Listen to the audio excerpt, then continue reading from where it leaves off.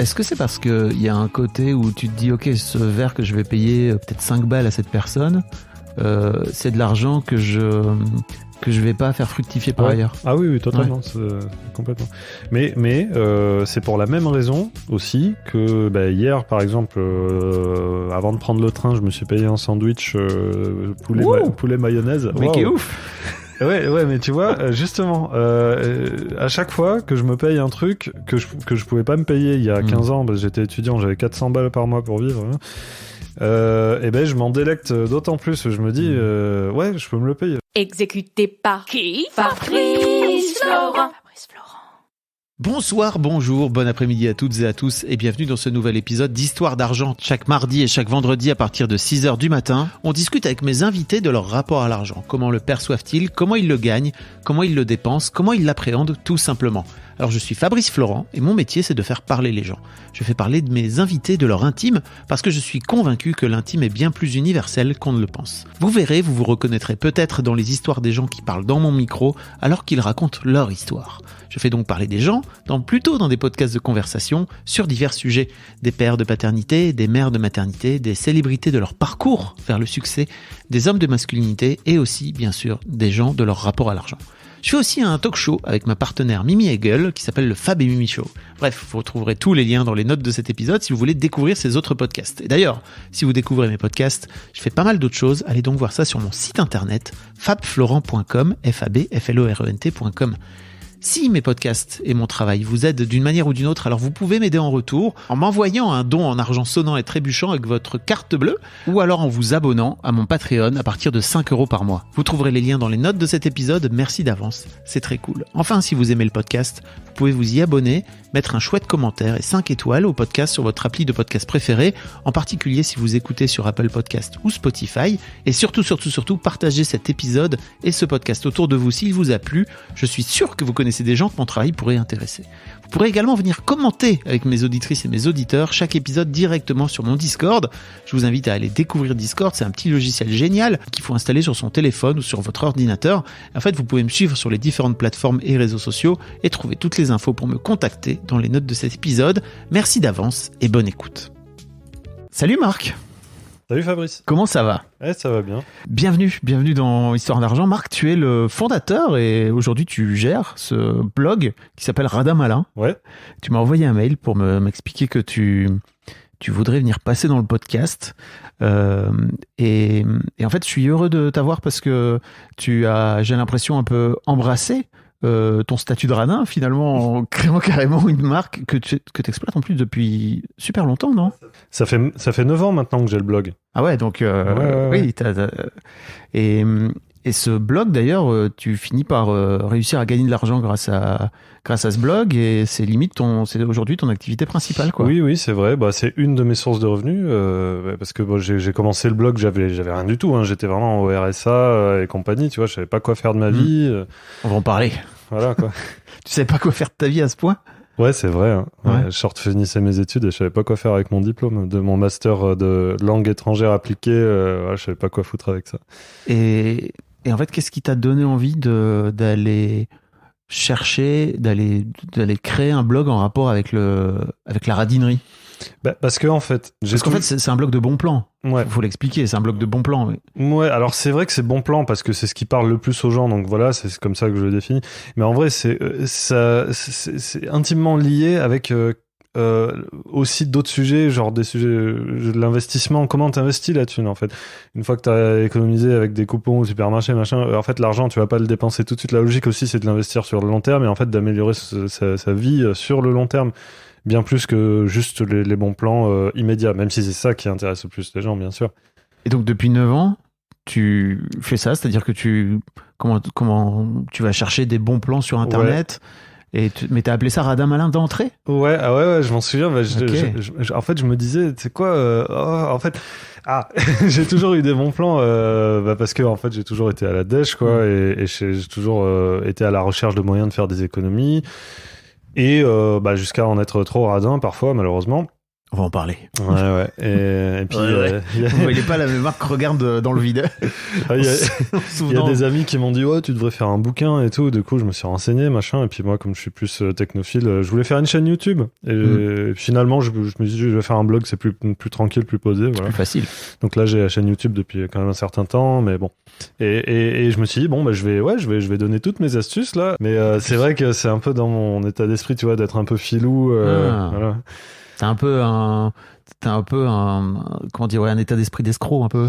Ah, j'irai peut-être pas jusque là parce que, enfin, tu vois, ça, je le tiens un peu de mon père qui a ce côté-là, mais moi, je suis plus logique, plus rationnel, quoi. T'es un peu d'aider la débrouille, quoi. C'est ça un peu, c'est ouais, un voilà, peu ce truc. Plus ça, on va dire. Ouais. Parce que j'aime pas non plus escroquer, quoi. Mais par contre, j'aime bien. Bah, tu vois, par exemple, tu sais, je parle pas mal de comment avoir Netflix pas cher avec des trucs, des comptes partagés, et des VPN et compagnie. Et ça, bah, tu gruges Netflix, mais bon, personnellement, moi, j'en ai rien à foutre. Je pense même que c'est une bonne chose. De gruger Netflix? Ouais, honnêtement. Ok. Enfin, je veux dire, de gruger, tu sais, les grandes plateformes et qui te... Il y a des gens qui sont...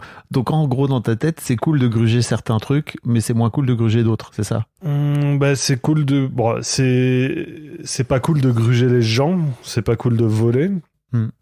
Là, le truc de Netflix et des autres plateformes, si tu les as via des comptes partagés et des VPN, tu vas payer une fraction du prix. Est-ce que tu voles vraiment à Netflix? Je sais pas, tu vois, c'est sujet à débat parce que c'est une zone grise quand même. C'est-à-dire que si tous les gens payaient leur compte normalement, là Netflix vient d'augmenter ses tarifs, etc. pour tout le monde pour le coup. Et moi je me dis juste, en fait, si tout le monde payait correctement alors peut-être que Netflix n'aurait pas augmenté ses prix. En tout cas, peut-être que Netflix, globalement, il se serait dit, ok, c'est d'autant d'argent pour nous, on va quand même augmenter les tarifs, mais peut-être pas. Tu vois. J'entends l'argument, mais je suis pas d'accord avec cet argument parce que en fait, trop souvent, enfin voilà, on vit dans un monde capitaliste. Machin, et les gars, c'est une entreprise, voilà. Tant qu'ils voient qu'ils peuvent soutirer plus de thunes, ils soutirent plus de thunes. Donc en fait, qu'il y ait des gens qui grugent et des gens qui grugent pas, c'est pareil, ils vont l'augmenter quand même. Hein. Ils vont dire, ah oui, ça marche si on le met à 10 €, et si tout le monde paye à 10 €, bah pourquoi on ne mettrait pas à 11 €? Parce que il y a des actionnaires derrière. Moi, j'investis en bourse aussi, je m'intéresse beaucoup à ça, je vois bien comment ça fonctionne. Tant qu'ils peuvent gratter plus de thunes, ils gratteront plus de thunes. Jusqu'à ce que les gens soient dégoûtés et qu'ils commencent à gruger, qu'ils commencent à revenir au torrent et compagnie, quoi. Donc, c'est ce qui est en train d'arriver d'ailleurs. Le téléchargement illégal, donc, les torrents. Oui. Ok.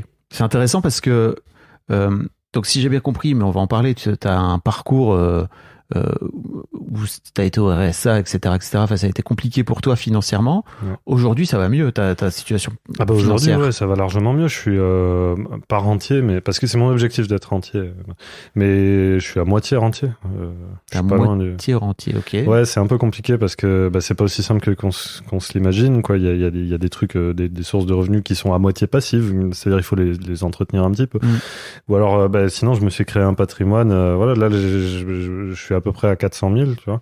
Et alors que je suis parti de rien, j'avais pas d'héritage, j'en aurais jamais des héritages, ça c'est sûr. Et alors, je pense que les gens qui chopent des héritages, même ne serait-ce que pas un énorme héritage, imagine genre 100 000 €, je pense que les gens qui chopent un héritage, ceux que je connais en tout cas, ne prennent pas la mesure, ne se rendent pas compte à quel point c'est beaucoup d'argent. Alors 100 000 €, c'est les économies d'une vie. Moi, mes grands-parents, quand ils sont morts, il y a mes parents qui ont chopé 27 000 € d'héritage, et c'était les économies de leur vie, quoi. Et c'est énormément de pognon, quoi. C'est un truc... Moi, avec tous les moyens que j'ai mis en place, j'ai soulevé ciel et terre, j'ai lu je sais pas combien de bouquins, je me suis endetté pour de l'immobilier, machin. Et en 9 ans, je suis parti de zéro, je suis arrivé à 400 000. Donc, pour te dire à quel point c'est difficile. Pourtant, je fais ça à plein temps, quoi. À moins que tu aies de la chance avec les cryptos ou l'entrepreneuriat ou quoi. Mais sinon, pour le kidam moyen, c'est pas facile. Clairement. De la patience. Et toi, c'est un peu ton chemin. C'est-à-dire que t'as grindé, quoi. Comment on dit aux Ouais, c'est ça, États-Unis, ouais, t'as galéré, quoi. C'est exactement t'as ça. ramé. Mais l'idée, c'était de faire un blog aussi où je raconte un peu ça au fil de l'eau et puis je donne mes idées, mes états d'esprit et voilà. J'avais beaucoup enfin, je reste quand même beaucoup sur les plans pour économiser des petits centimes et tout, parce que je sais que c'est des trucs qui m'auraient plu quand j'étais collégien, lycéen, étudiant. Même si moi, je les utilise maintenant juste pour les tester et en faire un article, mais après, voilà, je m'emmerde pas à aller faire des sondages rémunérés, par exemple, parce que ça va rapporter que quelques euros par mois. Ouais. Donc ça, c'est intéressant pour certaines catégories de personnes, mais pas pour d'autres, quoi. Si t'es actif et que t'es trop pris par ton taf, tu vas pas t'emmerder à faire ça. Mais si t'es lycéen, c'est cool. Ok. Donc voilà, j'ai quand même un peu gardé cet état d'esprit-là. J'essaie de pas m'en éloigner. Et de toute façon, je pourrais jamais m'en éloigner vu que j'ai grandi comme ça. Et ouais, tu crois ouais. Putain, Ouais, franchement, si, je suis pas pense. d'accord avec toi. Bah, tu sais, quand je vais au resto... C'est tout mon travail sur ce podcast. Ah ouais, tu penses? Tu vois, il y a un truc où, en fait, rien que le fait de le dire, je trouve que ça te fige là-dedans. Ouais. Et alors certes, ça t'a aidé certainement par plein d'aspects, mais j'ai l'impression que la façon dont ça t'a aidé en 2009 par rapport à aujourd'hui, bah, déjà tu vois bien que tu l'utilises plus de la même façon. Ouais. C'est-à-dire que t'es plus dans d'aller chercher les petits sous comme tu dis, tu vois. Ouais. Donc t'as déjà évolué, mais c'est intéressant, tu vois, que tu dises, je me rends pas compte en fait à quel point, mais on va en parler, à quel point il y a un aspect aussi de crispation, tu vois, derrière par rapport à l'argent, qui est évident, tu vois, par rapport à tous les gens qui manquent, etc. C'est super dur.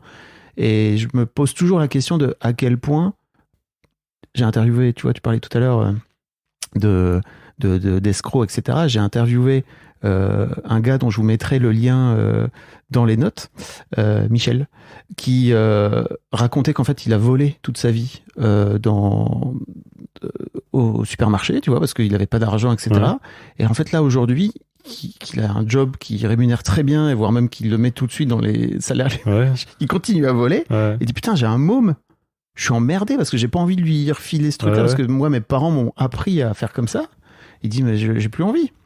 Et mais donc c'est un travail compliqué, quoi, tu vois. Ouais, je pense aussi que la kleptomanie, tu vois, c'est une petite addiction. Enfin, t'as sa petite. Bah, c'est l'aspect filou dont tu vois. Tu disais que ton père était filou. Moi, je suis pas kleptomane. J'aime pas du tout voler. J'ai déjà essayé de le faire quand j'étais petit. Et, franchement, je sais pas. J'aime pas. Mon père le faisait. Bon, là, il le fait plus, mais voilà.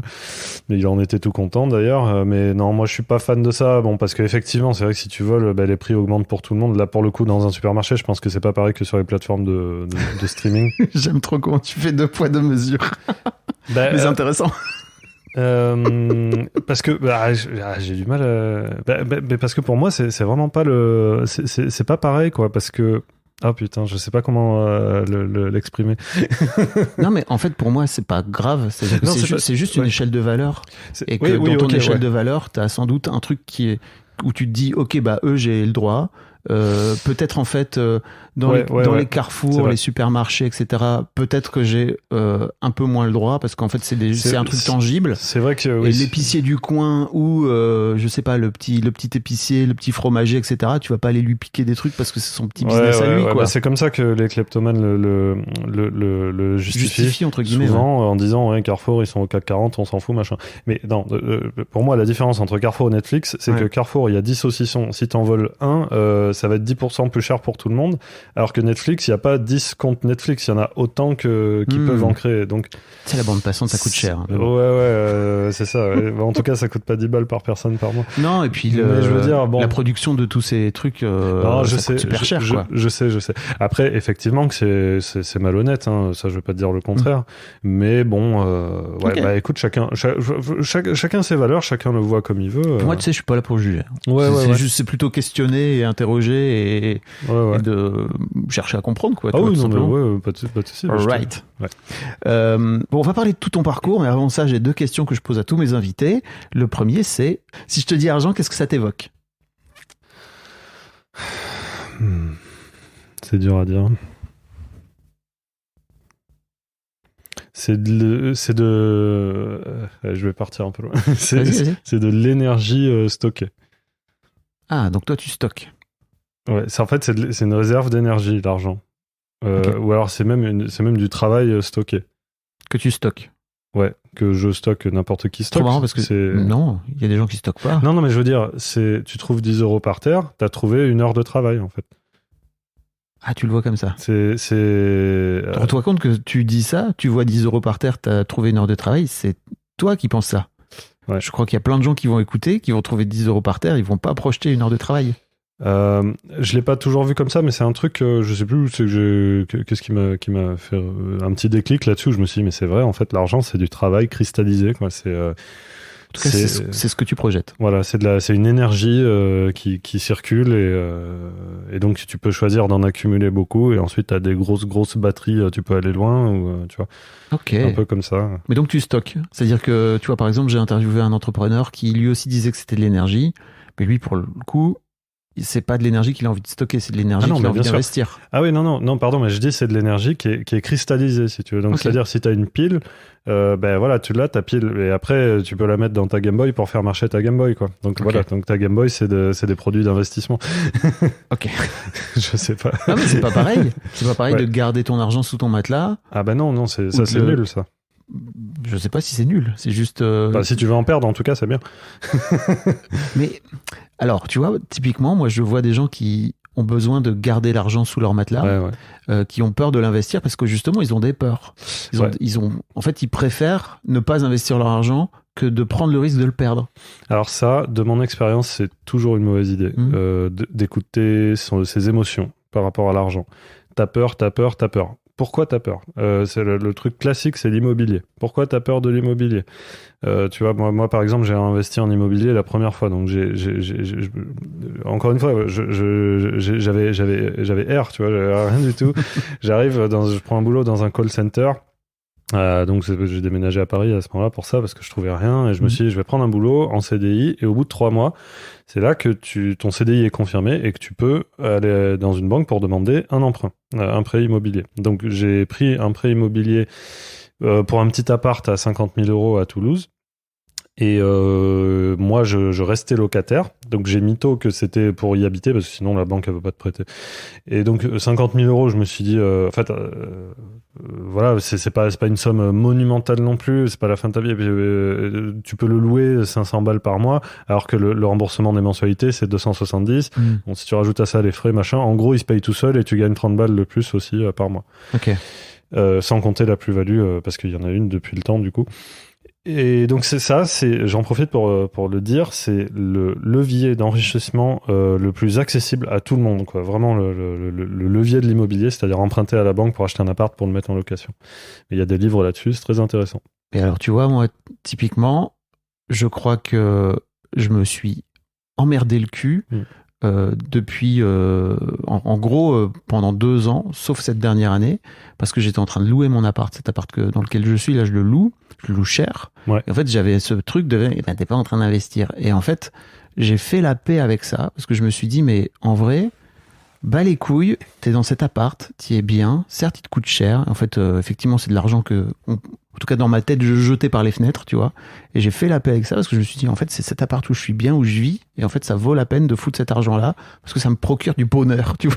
Après oui voilà, on est d'accord. Il y a ça aussi. Comment tu te positionnes par rapport à ça?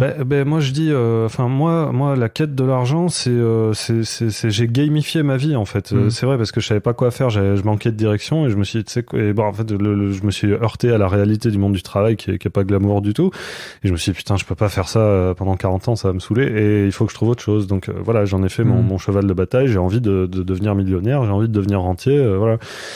Si toi c'est pas ton truc, c'est pas ton truc, et pas de souci. Bon okay. Voilà, si ça te va comme ça. Et par contre, pour le commun des mortels, j'ai remarqué investir acheter ta résidence principale, c'est quand même le meilleur investissement. Si tu restes comme moi, t'es locataire et que à côté t'investis ta thune, c'est cool. Mais si comme la plupart des gens, t'es locataire et tu dis ouais, je vais investir, ouais, je mettrai de côté un jour, et tu le fais jamais, tu fais jamais rien, tu construis jamais rien. Alors que si t'achètes ta résidence principale, tous les mois tu dois rembourser un crédit, ça c'est de l'épargne forcée, et voilà, pour la plupart des gens, je pense que c'est bien, parce que oui, je suis d'accord avec ça. C'est juste, j'essaie de d'enlever cette pression à tout prix acheter, parce que on oublie parfois les coûts cachés qu'il peut y avoir derrière l'achat d'un appart, quoi, tu vois, les coûts de copro, il y a plein de charges dont on parle jamais, et qui en plus t'oblige, entre guillemets, à vivre là pendant au moins un certain nombre d'années avant de pouvoir te barrer, quoi. Et donc, ça t'enlève aussi quelque part une certaine forme de liberté. Si tu sais pas forcément où tu veux vivre dans les, on va dire, 10 ans à venir, c'est pas forcément un bon calcul, quoi. Moi, je suis beaucoup mieux à être toujours locataire, là, et je peux me barrer quand je veux, et c'est très bien comme ça. Ouais, donc finalement, t'as... locataire de ma résidence principale et propriétaire d'appartement que je loue. Donc très bien, énergie stockée, l'argent. Ton premier souvenir en rapport avec l'argent, souvenir marquant. Je sais pas trop. Je pense, tu sais, quand j'avais 3-4 ans, si je me souviens, le moment où j'ai compris ce que c'était l'argent et à quoi ça servait. Je devais avoir 3-4 ans et puis on me donne une pièce de 10 francs et donc c'est là que je me souviens avoir tilté que ah ouais mais je peux aller acheter des bonbons avec, tu vois, et bon voilà.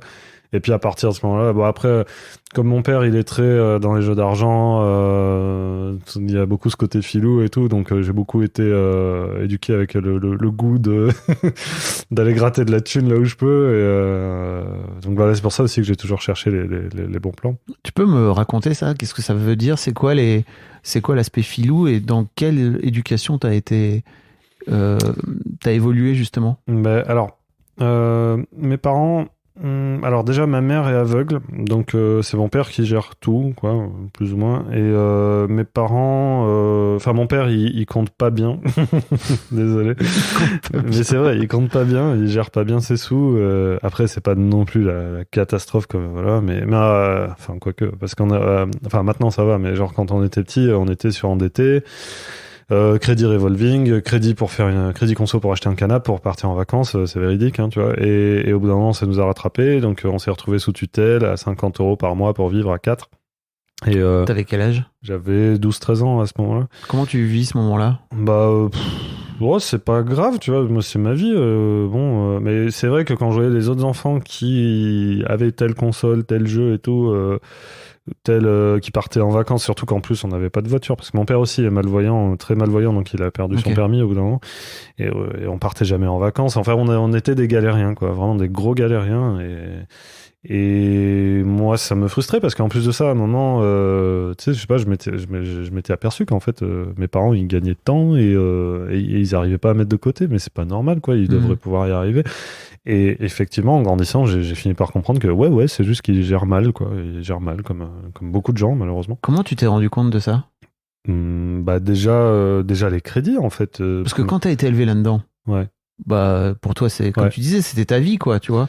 À quel moment tu t'es dit, putain, en fait, les crédits, c'est de la merde, tous ces trucs. En gros, mes parents ont mal géré leur argent, quoi. Je pense que honnêtement, moi, j'ai un esprit beaucoup plus rationnel que celui de mon père ou de ma mère. Je compte. Tu comptes? Ouais, je compte, quoi. Voilà. Et puis ensuite, j'ai vu les conséquences que ça avait, quoi, qui s'engueulent tout le temps à cause de la thune, qu'on se paye pas tout ce qu'on pourrait se payer par rapport à d'autres amis que j'ai qui, eux, sont bien mieux. Donc je me suis dit, et puis même, c'est l'appât du gain, hein. Après ça, voilà, il y a une espèce de... Tu sais, c'est un peu un sujet tabou. En France, tu t'as pas trop le droit de dire... je te le dis clairement, c'est l'appât du gain, quoi. C'est de pouvoir aller chercher la thune, et voilà, c'est tout. Ça veut dire quoi, l'appât du gain? Je comprends pas. J'ai envie d'avoir de l'argent. J'ai toujours envie d'en gagner toujours plus, donc Mais voilà. T'as l'impression que c'est en réponse, entre guillemets, à cette éducation où c'était un peu... Peut-être frustrant, quoi, pour toi? Peut-être, mais alors oui, mais d'un côté, j'en ai pas non plus trop l'impression. Enfin, pour moi, c'est un jeu d'aller chercher l'argent. C'est un objectif que je me suis mis. Peut-être que ça vient de là. Ouais. J'en ai pas totalement l'impression, mais bon, sûrement que ça vient de là, hein, même si. Parce que bon, j'ai quand même grandi dans une famille comme ça. Je me suis dit aussi que j'arrêterais d'être un galérien et que je referais pas les erreurs de mes parents. Mais ça, c'était un peu plus tard. Autour de quel âge? Je sais pas. À partir de 17 ans, j'ai commencé à me dire ça. Ok. Tu vois, Et pourtant, tu as fait des études, comme tu disais, de langue étrangère appliquée, c'est ça? Ouais. C'était pas forcément, a priori, les études les plus calées pour gagner de l'argent, quoi. Non, mais parce que je me suis jamais vraiment reconnu dans tout le délire école de commerce. Okay. Donc j'ai fait l'école de commerce du pauvre, LEA. Petite dédicace à ceux qui... Pour toi, c'est une école de commerce, LEA? Non, mais Enfin, c'est bizarre. non, justement, c'est pour ça que je dis ça. C'est parce que LEA, il y a un petit peu de commerce, beaucoup de langues, et puis on sait pas trop où on va. Et puis surtout, il y a aucun accompagnement. Évidemment, quand tu es à la fac, les alumni, ça n'existe pas. Les services d'orientation, ils sont à la ramasse, donc c'est de la merde, quoi. C'est vraiment de la merde. Après, c'était très bien. J'ai passé des bonnes années là-bas parce que moi, les langues, c'est ce qui m'intéresse de base. J'étais là parce qu'il faisait chaud et qu'on apprenait l'anglais, l'allemand, et c'est ce que j'ai fait. Et c'était très bien comme ça. Mais après, effectivement, j'y allais sans trop de projets professionnels, mais c'est aussi parce que ma famille n'est pas comme ça. Parce que si tu as deux parents qui ont des bonnes situations ou alors qui sont au courant de ces choses-là, eh ben, ils vont t'aider. Mais moi, mes parents, ils étaient un peu plus déconnectés de tout ça. Donc, C'était quoi leur activité? Ma mère, elle n'a jamais travaillé. Ouais. Voilà. Mon père, il était jardinier. Ok. Mais ouais, tous les réseaux d'anciens élèves, quand il s'agit d'obtenir un stage où j'avais des potes dont les parents connaissaient quelqu'un, moi non, tu vois. Tes parents n'ont pas fait d'études, quoi. Ouais, non, voilà. Donc moi, j'y suis allé en mode balèstec à la fac, comme ça. Je voulais juste apprendre les langues et je verrais bien après. Donc je voulais devenir soit steward, soit prof. Soit traducteur. Donc j'ai essayé, d'ailleurs, j'ai été steward un petit peu. J'ai été prof une journée, j'ai arrêté. Une journée. Laisse tomber. Et en fait, à chaque fois, j'ai déchanté, quoi, parce que je m'attendais à. Je me disais, ouais, c'est bon, tu vas faire la fac, tu vas aller jusqu'au bac plus 5, là, et tu vas choper un boulot, payer genre 3000 € direct et tout. Et puis, en fait, non, c'est pas du tout ça. Et à ce moment-là, je me suis dit, ouais, non, ça peut pas. Ça va pas marcher comme ça, il va falloir que je fasse quelque chose. Et donc, j'ai accepté quand même de prendre un petit boulot dans un call center, qui était bien quand même, ça dit en passant, ça va. Donc, ce fameux boulot qui t'a permis de pouvoir ouvrir voilà. ton premier Parce prêt. Parce qu'il me fallait un boulot pour une raison. Et alors, mes anciens collègues de ce travail, que je vais voir pas plus tard que cet après-midi, je vais aller boire un verre avec eux, mais ils bossent encore là-bas. Et c'est vrai que ils sont peut-être à court d'idées, machin, mais en fait, ils sont, comme beaucoup de monde, ils sont dans un boulot qu'ils aiment pas trop, mais voilà, c'est un boulot semi-alimentaire, quoi, ouais. C'est ça. Après, voilà, c'est aussi normal, tout boulot n'est pas épanouissant. Si tu as un boulot qui est épanouissant, c'est vraiment bien pour toi et il faut que tu en profites. Mais voilà, bon, ils sont là parce qu'il faut gagner de l'argent et cet argent, ils le dépensent. Alors que moi, j'étais là vraiment dans l'optique de me dire, ok, je vais me serrer la ceinture, l'argent que je gagne là, je vais l'investir, le CDI, je vais emprunter de l'argent à la banque. Voilà, il faut vraiment que le but, c'est pas de rester là 40 ans, quoi. Le but, c'est d'utiliser ce boulot-là, de prendre tout ce qu'il a à m'offrir en termes financiers et de me barrer le plus vite possible. Mais d'où est venue cette éducation financière? Parce que, en plus, on va en parler, mais ton père, tu racontes qu'il a un peu un côté jeu d'argent, etc. Et tout. Donc en plus, ça peut être des paniers, c'est un panier percé incroyable, ce truc-là. Ouais, non, mais ce qui est marrant, c'est que les gens qui jouent au casino, au PMU et tout, ils vont toujours te dire que, ouais, en gros, ils gagnent pas, ils perdent pas s'ils devaient faire le total depuis le début. Ouais, ils sont ni gagnants, ils sont neutres, quoi. Mais moi, depuis que je suis tout petit, je me suis toujours dit, mais tu vois pas qu'il y a des gens qui sont employés dans le PMU, là, il y a un budget publicitaire, il faut les imprimer, les tickets à gratter, les machines à sous, il faut les développer. Enfin, c'est pas possible. C'est une entreprise rentable, forcément. Oui, bien évidemment. Donc, il faut bien faire la part des choses. Quand tu joues à un ticket à gratter, moi aussi, j'en achète des fois, mais c'est juste pour le plaisir, quoi. Mais j'en attends pas une source de revenus. C'est totalement illusoire. Il avait il avait une idée de, ok, c'est peut-être le moment ou jamais de devenir riche, quoi. Ouais, il a toujours cette comme beaucoup de gens qui sont un peu à court d'idées, ils se disent vas-y, je vais jouer, et puis dans l'espoir de gagner et tout, mais c'est complètement illusoire. Je pense que en fait le piège, c'est que tu vas jouer au loto, tu vas dire si je perds 2 €, c'est pas bien grave. D'ailleurs, le loto, c'est le taux de redistribution le plus nul, c'est genre dans les 60 ou 50% de gains redistribués aux joueurs, si je dis pas de conneries. Au casino, c'est 90%. T'as fait sur le sujet. J'ai fait un article où je classe les jeux à gratter du plus rentable au moins rentable. Alors, le plus rentable, c'est le millionnaire, 75%, je crois, de redistribution. Et le moins rentable. C'est des chiffres qui donnent ça, la Française des Jeux? Ouais, si, incroyable, bien sûr. Et en fait, non, attends, pardon. Ils donnent pas le taux de redistribution, mais ils donnent de quoi le calculer, quoi. Ils disent combien de tickets gagnent sur sur tel lot, combien de tickets gagnent combien. Faire un peu les maths, quoi. Voilà. Et donc, moi, je les ai fait. Et en fait, plus le ticket est cher et plus c'est rentable. pour le joueur. Mais ça reste de la merde parce que c'est 75% dans le meilleur des cas, alors que casino, t'es à 90-95%.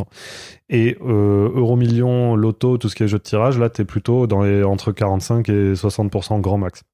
Donc c'est vraiment le pire. Et donc, tu vas jouer 2 euros à l'Euro-Million, t'as des chances de gagner qui sont ridicules.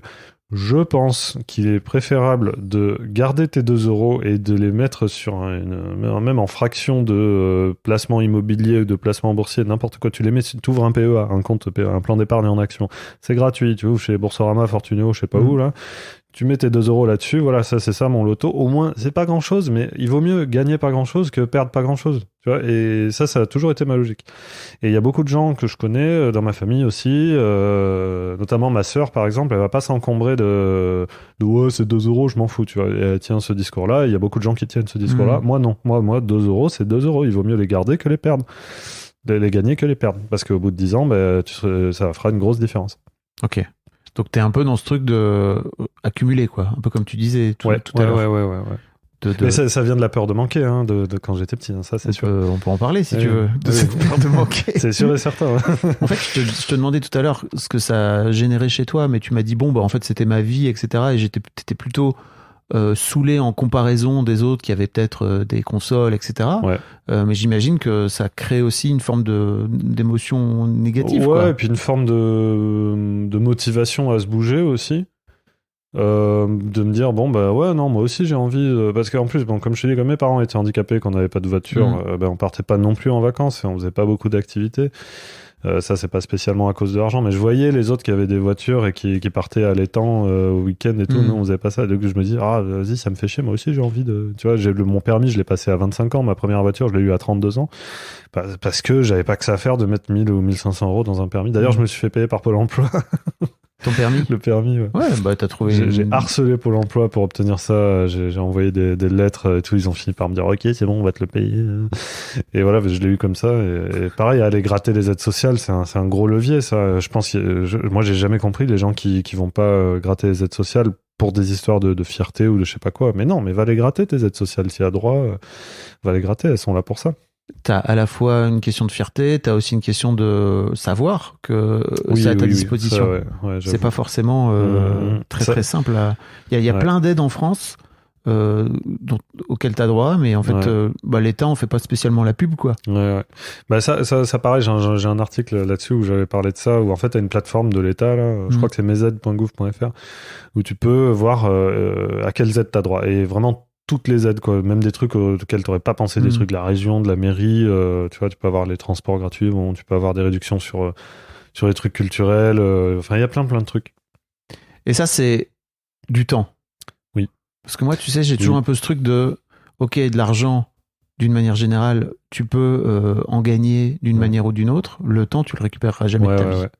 Alors, si ça t'amuse de faire ça, eh ben c'est bien. Voilà, ça, c'est mon cas. Okay. Si ça t'emmerde, effectivement, ne le fais pas. Il y a une forme de... Il y a un peu un côté jeu vidéo, j'ai l'impression pour toi. Oui, complètement. Il faut suivre tes envies. Si ça te saoule de faire tout ça, le fais pas. C'est pour ça que je dis pour les gens qui s'en foutent un peu... qui n'ont pas envie d'être H24 là, dans ce genre de truc, il faut que tu essayes d'acheter ta résidence principale, je pense. Après, je suis pas conseiller en gestion de patrimoine, mais au moins ça te fait de l'épargne forcée. Et puis, plutôt que de t'emmerder à aller dans les magasins avec des coupons de réduction et tout, tu vas faire tes courses chez Lidl ou chez Leclerc et puis terminé, quoi. Parlons un peu de ton blog, de ton idée de vouloir...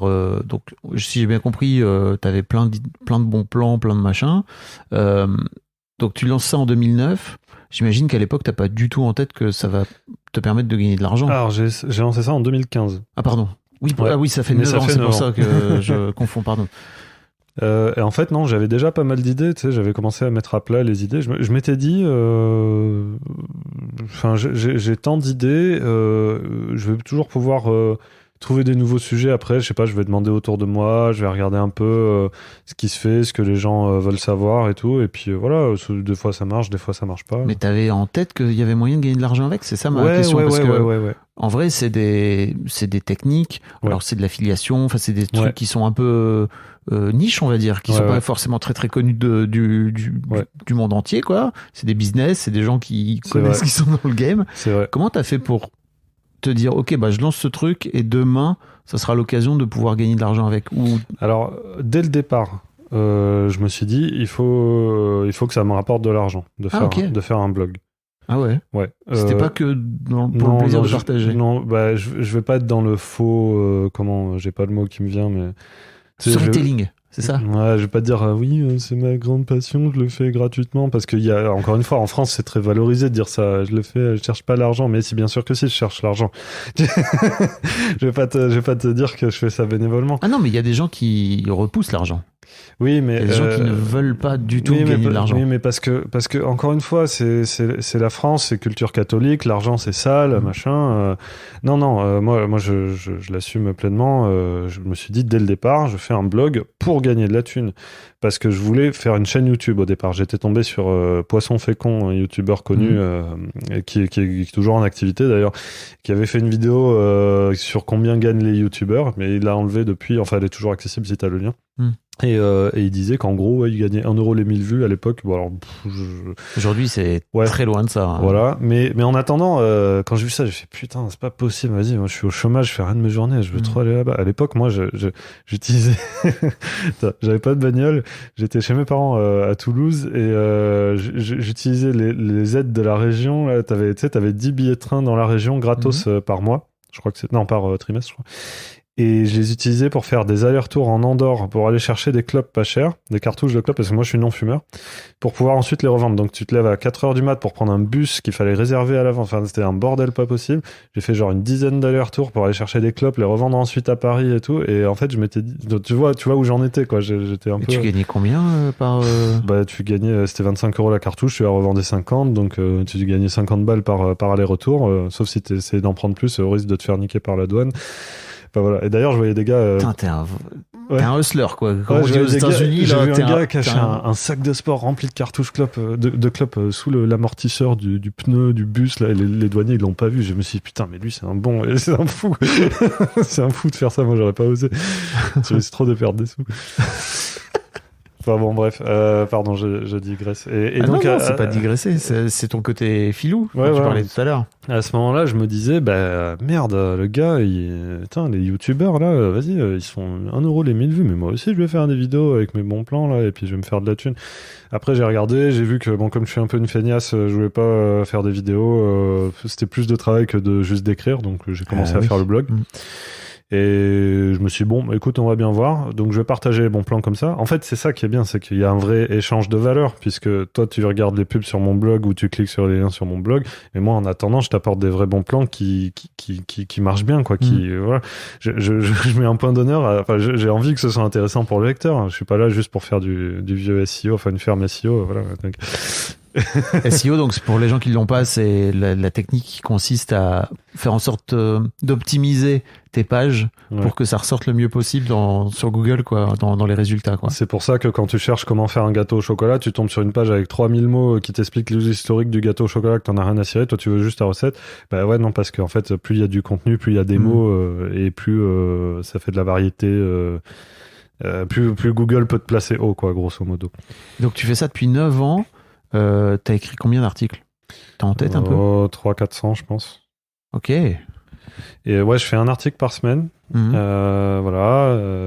Des fois, c'est pas moi qui écris parce que de temps en temps, il y a des articles invités, des rédacteurs. Voilà, donc ça peut être intéressant. Et effectivement, ouais, donc mon blog, la première fois, j'ai mis des pubs, des encarts publicitaires Google, là, et soit dit en passant, pour la personne qui se lance maintenant, si jamais ceux qui nous écoutent ont envie d'en faire de même, je pense que c'est fini le blog. Si maintenant je me lançais avec les mêmes connaissances que j'avais à l'époque, maintenant, dans le contexte actuel, j'y arriverais pas. Il y a trop de concurrence, c'est bouché. Il y a trop de concurrence, il y a de moins en moins de monde qui lit des trucs. Ouais. Tu disais tout à l'heure que tu es en train de te lancer sur TikTok et tout. Quoi, faut... Je pense sincèrement que celui qui veut se lancer là, qui a rien du tout et qui veut espérer faire un peu de thunes, c'est TikTok. TikTok, tu sors des vidéos TikTok qui font plus d'une minute. Plus d'une minute, ils te rémunèrent. C'est ça va vite d'avoir des abonnés sur TikTok. Tu les repostes automatiquement ou pas, avec un outil payant ou pas, sur Instagram et les autres réseaux. Et voilà, tu peux essayer de tenter un truc comme ça, à base d'IA et tout. Maintenant, c'est plutôt ça, je pense. mon expérience perso. À Bastia, tu veux dire, pour écrire les trucs ou Pour les écrire, pour les animer. Bon, après, ça fait des chaînes cancer, mais bon, voilà, quoi, tu peux explorer aussi. Oh my god.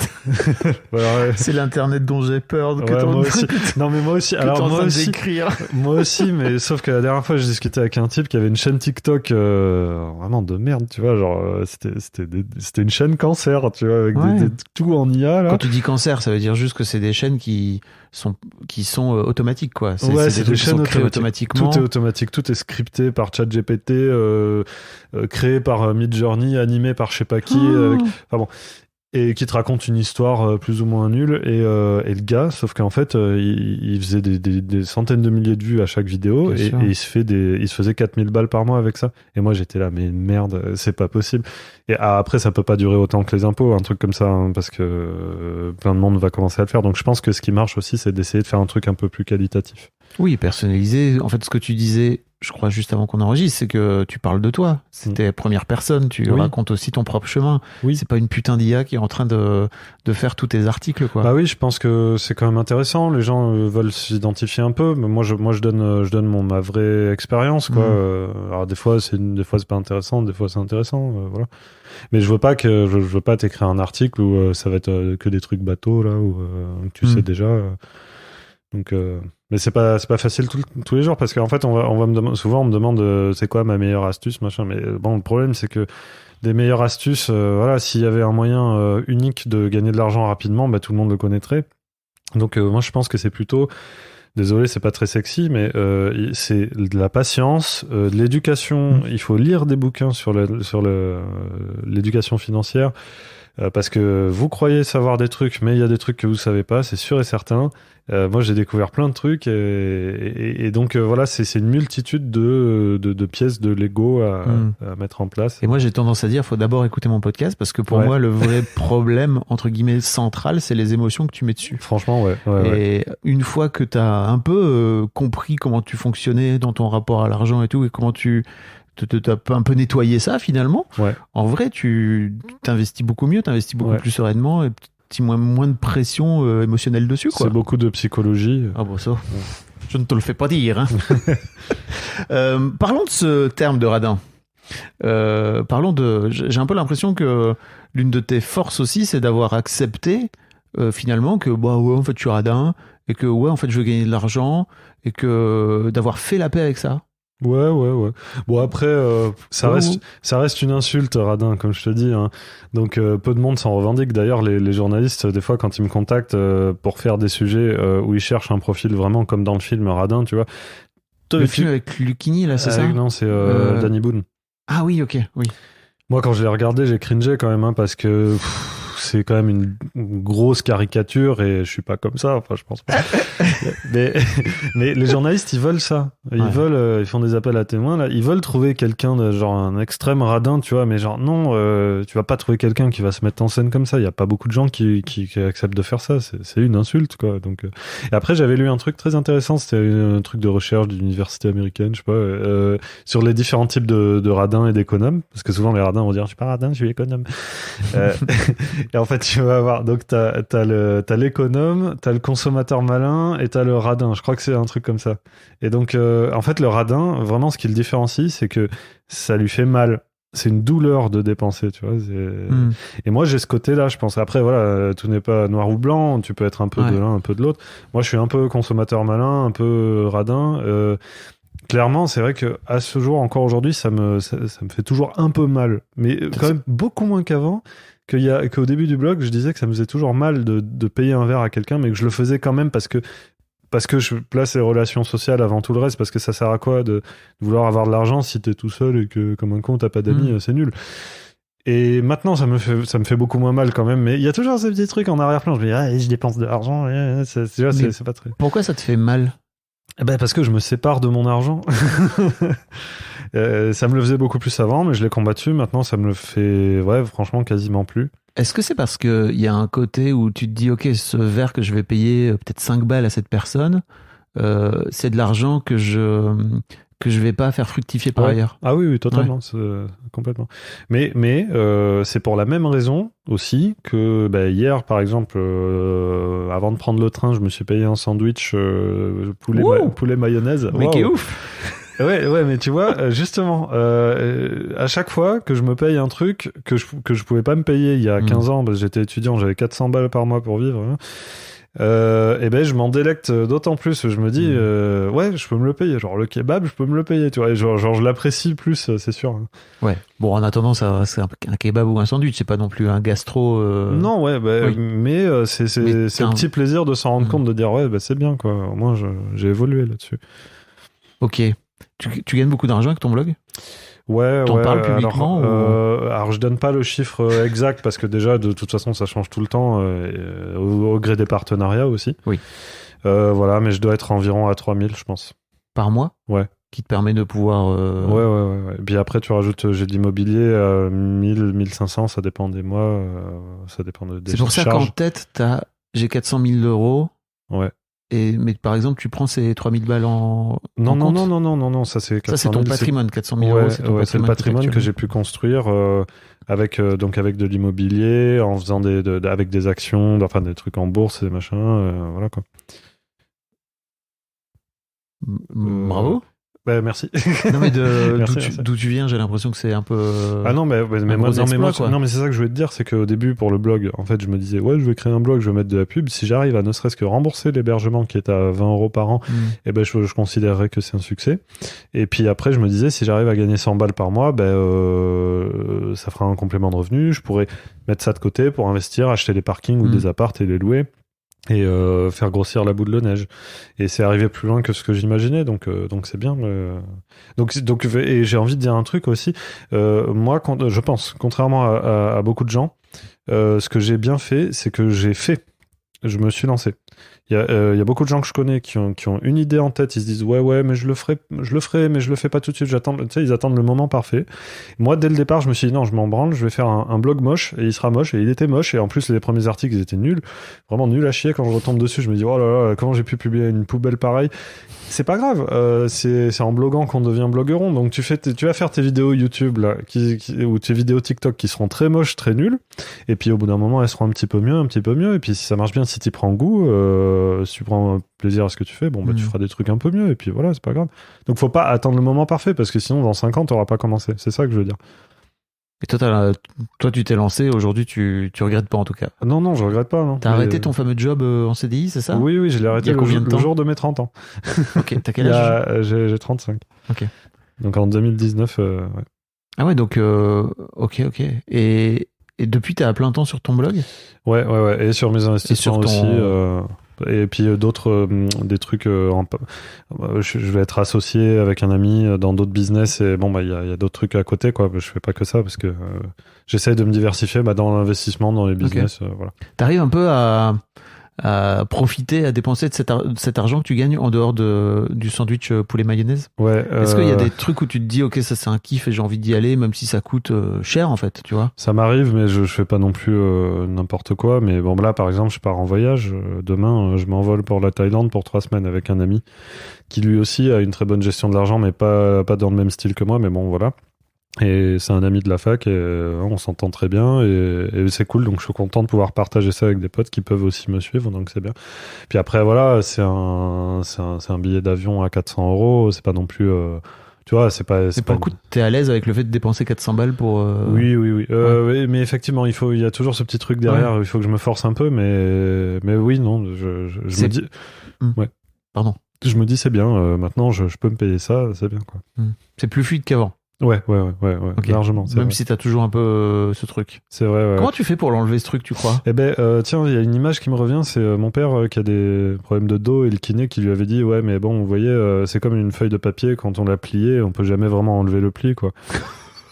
Waouh, cette image est incroyable. C'est vrai, hein. Et tu peux essayer de le repasser et tout, il y aura toujours une toute petite trace. Voilà, c'est ça. Hein. Tu crois que n'importe quel traumatisme, c'est ça, de toute façon. Ouais.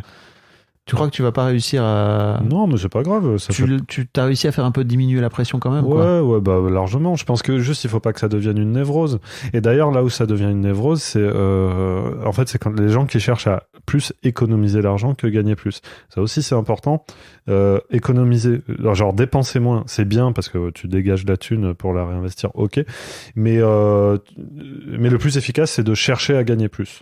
Donc pour n'importe qui, le plus efficace ça va être essayer de trouver des moyens de genre tu vas bosser le dimanche. Moi c'est ce que je faisais tous les dimanches, tous les jours fériés. Le 1er janvier à 8h j'étais là, je répondais aux appels et je gagnais 3 fois plus ce jour-là, et même si j'étais complètement gueule de bois de la veille. Ouais. Non, parce que tu disais qu'il y avait t'as un côté aussi un peu branleur, quoi, tu vois, que t'as pas vraiment envie de taffer et t'es un peu fainéant comme tu disais tout à l'heure. Je sais pas si c'est le mot que t'as utilisé, mais en tout cas. Si. Non, mais c'est vrai. Là, pour le coup, t'y allais, quoi. C'est vrai, c'est très juste ce que tu dis, ouais. Mais je sais pas pourquoi. Parce que en fait non c'est ça, parce que je pense que je préfère travailler maintenant plus pour gagner plus, dédicace,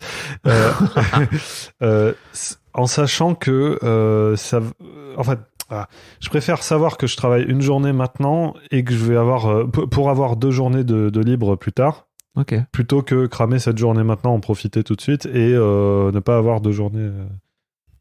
Ok, d'accord. Donc il y a un côté prévoyant, calculateur. Ouais. Bon, ça m'a l'air d'être... C'est ton game, hein. Ouais. Ok.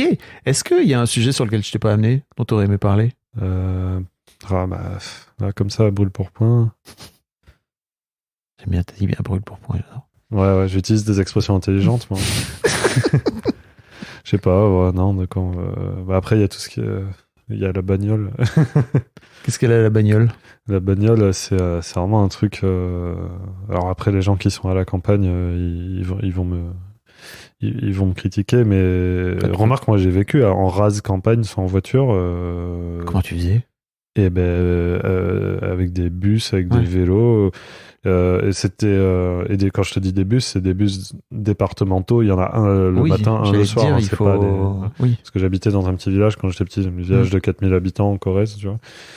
Et non, c'était la merde. Mais sans aller dans cet extrême, mais évidemment, quand t'es en campagne, t'as besoin d'une voiture, voilà. Mais est-ce que t'as besoin de 2 voitures? Ça, c'est une question. Est-ce que ta voiture, elle a besoin de coûter 20 000 euros? Parce que moi, la voiture que j'ai, c'est une bonne occasion. Il m'a coûté 4 500 et c'est très bien comme ça. Est-ce que quand il y a un côté, c'est un outil, quoi. Oui, voilà.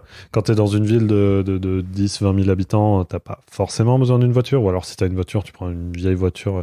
Tu vois ce que je veux dire? Donc, en fait, trop souvent, les gens vont faire bling bling et vont prendre un crédit voiture. Sachant que le crédit auto, alors souvent on entend ça. Il faut jamais faire de crédit, sauf pour une voiture ou pour une maison. Et ça, c'est faux. Il faut jamais faire de crédit pour une maison. Mais alors pour une voiture, c'est beaucoup plus. Pardon. Il faut jamais faire de crédit pour une voiture. Voilà. Non, ouais. Dans ta tête. Oui, voilà. En fait, la maison, c'est ok, il y a pas de souci parce que t'achètes un actif. Donc t'achètes un truc qui prend de la valeur. Ta voiture, c'est un passif. Elle coûte de l'argent et elle se déprécie. Donc ça te coûte triplement de l'argent puisque tu payes aussi pour emprunter de l'argent. Donc moi, je me dis, en fait, moi, mon credo, ça a toujours été ne pas dépenser l'argent qui m'appartient pas, quoi. Surtout. Alors, peut-être que tu peux t'acheter une voiture à crédit dans certains cas, voilà. Si t'en as besoin pour trouver un job, par exemple, c'est important effectivement de prendre un crédit pour pouvoir te payer une voiture un peu pas trop chère, quoi. Bien sûr, mais le problème, c'est que dans la pratique, je vois trop de monde qui prennent des voitures au-dessus de leurs moyens. En fait, il faut vivre légèrement en dessous de ses moyens et jamais au-dessus, parce que sinon tu cours droit au mur. Si tu prends une voiture pour faire bling bling à 20 000 balles, alors que t'as clairement pas les moyens et que tu pourrais très bien prendre une 207 SW comme celle que j'ai qui est très bien. Et voilà, ça roule bien, tranquille, t'as pas besoin de cramer trop de thunes parce que sinon tu vas te coller un crédit à 200 euros par mois et c'est 200 euros qui n'iront pas pour investir sur d'autres trucs. Et là c'est 200 euros, c'est pas 2 euros. Oui, mais en fait si t'as les moyens et que pour moi, tu vois, à un moment donné, c'est un truc qui te fait kiffer d'avoir une belle voiture. En fait, j'ai aussi envie de dire aux gens, en fait, si t'as la thune pour te payer un truc qui te fait plaisir, en fait, à chaque fois que tu vas dans ta caisse, t'es là, Yes.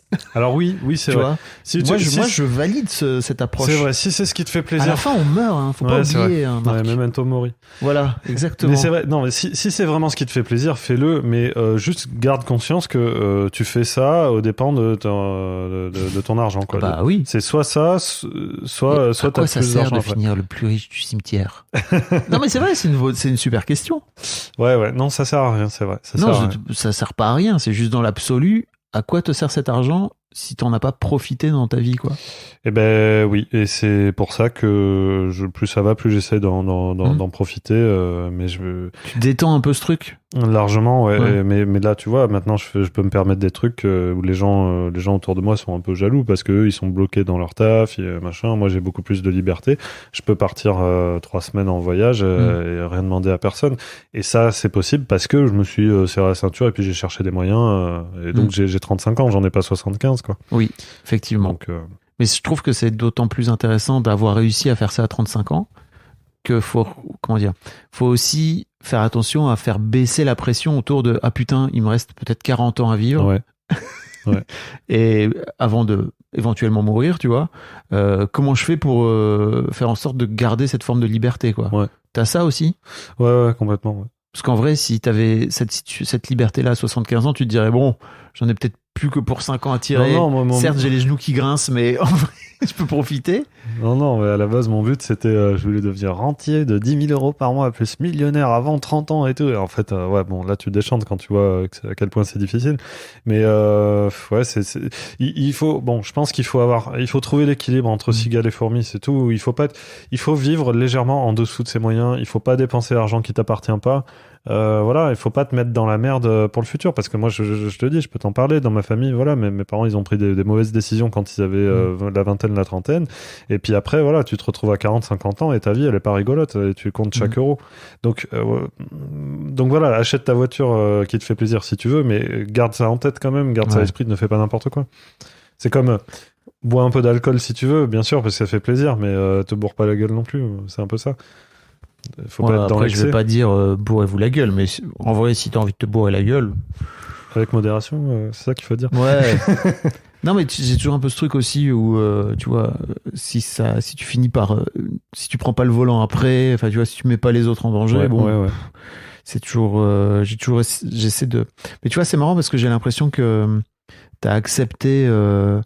Tu sais, c'est un truc dont parle Christian Junot dans le premier épisode d'ailleurs, où on parle des polarités, où il dit en fait pour accepter le radin en soi, faut aussi, pour accepter le généreux en soi, faut aussi accepter le radin, tu vois. Est-ce que tu as la sensation qu'il y a des moments où tu es généreux? Oui. Par rapport à cette radinerie qui non seulement te caractérise, mais en plus que tu t'es collé sur le front avec ton blog. Oui. Ouais, c'est rigolo, quoi. Mais tu dis que c'est une insulte, c'est fort. Ouais, mais après, moi j'aime bien parce que ça on a tous marque. un radin en soi. Je trouve ça hyper intéressant d'aller regarder le radin en soi, quoi. Ouais. Il y a des moments où je suis radin, je me le vois très bien. Je me dis juste, non, là, en fait, j'ai pas envie de dépenser de l'argent pour ça. Ouais. Et il y a d'autres moments où je me sens hyper généreux. C'est cool. Faut être capable de regarder les deux. Il y a des moments où toi, tu te vois généreux comme ça? Oui. Surtout pour tout ce qui est en nature, je suis assez généreux. je veux dire, dès que ça. Dès que ça nécessite pas de dépenser de l'argent, c'est ça, voilà, de le donner. Oui. Putain, il est tellement galvaudé ce mot. Non, mais en fait, bon, bref, s'il s'agit de faire... de donner du temps, par exemple. Ça, oui, donner du temps, ou alors héberger des gens chez moi. Il y a beaucoup de gens qui veulent pas faire ça parce que ça les dérange, machin. Mais non, moi, ça me dérange pas. Au contraire, ça me fait plaisir. Puis bon, après, oui, pour ce qui est de payer des trucs, évidemment, quand j'étais trop précaire, je le faisais pas. Est-ce que c'est être radin aussi de pas payer un truc alors que t'as vraiment pas l'argent? Bon, il y a des gens qui payent des trucs alors qu'ils ont vraiment pas les moyens, et je trouve que c'est pas bien. C'est juste inconscient de faire ça. C'est intéressant de comprendre pourquoi ils font ça, surtout. Ouais. C'est que pour le paraître aussi. Ouais, où il y a des gens qui sont tellement incapables de recevoir qu'ils ne savent faire que donner. Ah oui, ouais. Et en fait, ces gens-là, souvent, ils ont aussi ce truc où leur seule façon à eux de dire merci, c'est de donner. Ouais. Et plutôt que de juste dire merci. C'est vrai. Plus dur pour eux. Mais effectivement, toi, de ton point de vue de mec qui calcule tout, tu vois, c'est inconscient. Moi, je trouve ça intéressant d'aller plutôt regarder le pourquoi du comment, quoi, tu vois. Parce que quand tu dis c'est inconscient, c'est un peu jugeant. Je J'essaie de pas juger les gens. Surtout dans ce podcast. Je te sentais Non, songeur là. Ouais. Tu songeais à quoi? T'as un truc que tu veux partager?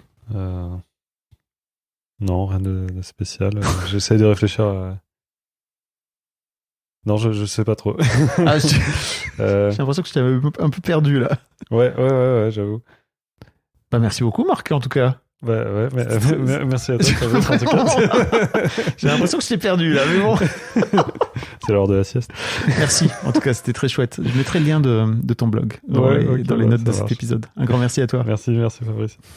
Un grand merci à vous d'avoir écouté jusqu'au bout. Pensez à rejoindre le serveur Discord pour venir commenter avec le reste de ma commu. Je vous trouverai tous les liens dans les notes de cet épisode. Et si mon travail vous plaît, je vous rappelle que vous pouvez m'offrir en échange un peu de sérénité en vous abonnant à mon Patreon ou en m'envoyant de l'argent en vous munissant de votre CB. Vous trouverez tous les liens dans les notes de cet épisode également. Bonne fin de journée et j'espère à très bientôt pour un nouvel épisode de podcast.